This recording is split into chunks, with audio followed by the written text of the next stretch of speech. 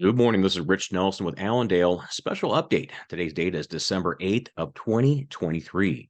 USDA's monthly supply demand report was released here this morning, and no major changes, which is relatively routine with a December report.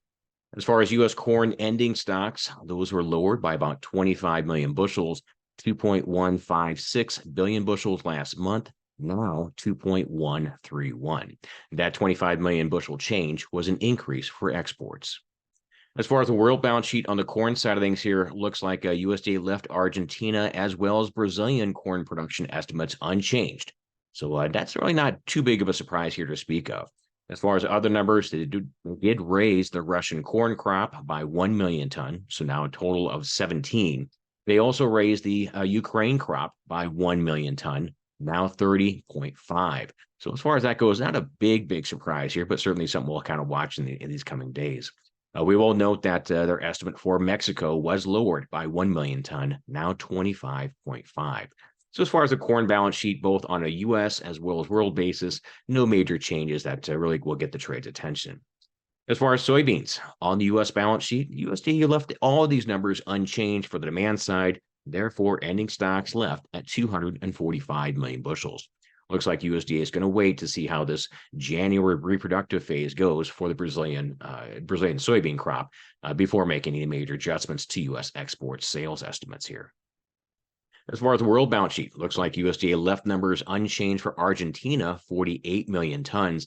They did lower the Brazil crop for 163 million tons last month, now 161. This is pretty much within the range of most other estimates, so not a big surprise or really a market mover to speak of on this one here. As far as Chinese numbers, USDA did, in this case, raise the import estimate. A little surprise there. Now 102 million tons. Last month was 100, so a pretty stout import number. And they also chose to leave the crush estimate unchanged. As far as discussions on the wheat side, well, USDA was a little more active on this one than soybeans. They left some of the domestic use numbers unchanged. However, export sales were raised by 25 million bushels on this report.